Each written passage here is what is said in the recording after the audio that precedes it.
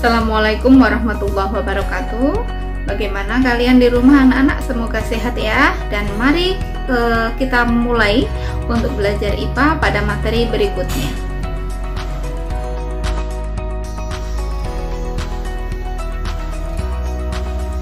KD 3.7 Bioteknologi dan Produksi Pangan.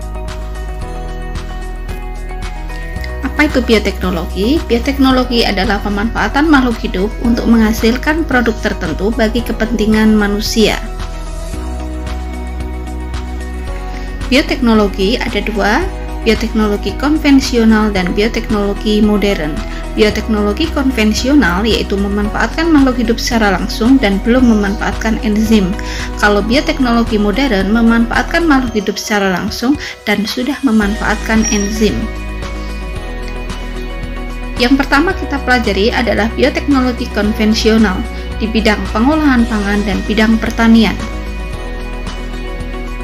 Kalian lihat, makanan-makanan yang ada di gambar tentunya sering kita jumpai di kehidupan kita sehari-hari.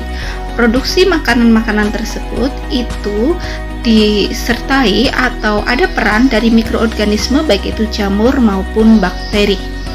Untuk tempe, misalkan tempe yang awalnya dari kedelai, kemudian difermentasikan dengan jamur Rhizopus oryzae, akhirnya akan terbentuk tempe yang kedelainya akan menyatu. Kemudian tape, jamurnya adalah Saccharomyces cerevisiae, kemudian kecap Aspergillus wentii atau Aspergillus oryzae, Lactobacillus bulgaricus yaitu berperan dalam pembuatan keju, Saccharomyces itu untuk berperan dalam pengembangan roti, kemudian Acetobacter xylinum ini adalah bakteri untuk membuat nata de coco atau sari kelapa. Di bidang pertanian ada hidroponik dan aeroponik. Kalau hidroponik ini berarti penanaman tanaman tanpa menggunakan media tanah. Kemudian kalau aeroponik itu dengan menggunakan aero atau udara. Ini biasanya dilakukan di greenhouse atau pada ruangan tertutup tapi cukup cahaya. Jadi mineral atau nutrisinya itu diperoleh dengan dilakukan penyemprotan karena akar-akarnya itu berada di udara.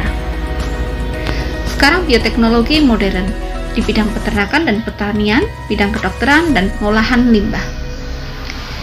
Di bidang peternakan atau yang kita kenal dengan nama transgenik atau rekayasa genetika.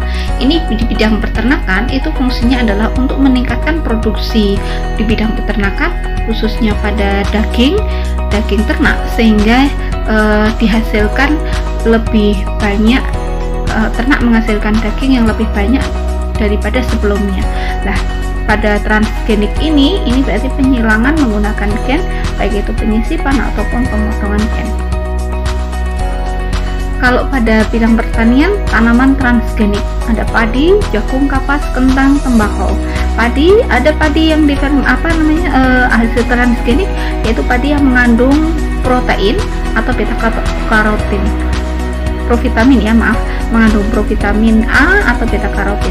Kemudian jagung, kapas, kentang ini tahan terhadap hama, tembakau tahan terhadap cuaca dingin. Itu semuanya rekayasa genetika atau transgenik itu melibatkan bakteri di dalamnya. Inseminasi buatan yaitu penyuntikan sperma atau bibit unggul ke dalam saluran reproduksi betina, misalkan pada sapi Australia yang gemuk atau yang bibit unggul diambil spermanya kemudian disuntikan pada sapi betina yang ada di Indonesia sehingga nanti anakannya menjadi lebih bagus lagi dari semula. Kemudian hibridisasi atau penyilangan untuk menghasilkan individu baru yang lebih bagus lagi. Cloning termasuk pembiakan secara vegetatif karena apa? Tidak diperlukan sperma, tapi pembuahannya atau pembentukan embrio zigotnya itu dari sel telur dari hewan betina kemudian disisipkan dengan sel somatik pada sel tubuh hewan tersebut. Kemudian kultur jaringan itu perkembangbiakan yang dilakukan untuk mendapatkan hasil bijitan yang lebih banyak, kemudian jenisnya sama dan waktunya cepat. Dengan medianya adalah media agar. Bidang kedokteran Bioteknologi juga berperan dalam bidang kedokteran, dalam pembuatan vaksin, pembuatan hormon, antibiotik, antibodi monoklonal, dan bayi tabung. Vaksin, ini kita sering dengar vaksin, apalagi pada saat pandemi seperti ini. Vaksin ini adalah bakteri atau virus yang dilemahkan sehingga ketika disuntikkan ke dalam tubuh manusia, virus atau bakteri tadi itu nanti akan merangsang imun kita atau antibodi kita sehingga pertahanan tubuh akan semakin meningkat apabila ada virus bakteri yang dari luar tubuh masuk. Kemudian pembuatan hormon yang yang sangat diproduksi lebih banyak itu adalah contohnya pada hormon insulin. Hormon insulin itu digunakan di bidang kedokteran untuk menurunkan kadar gula darah pada penderita diabetes.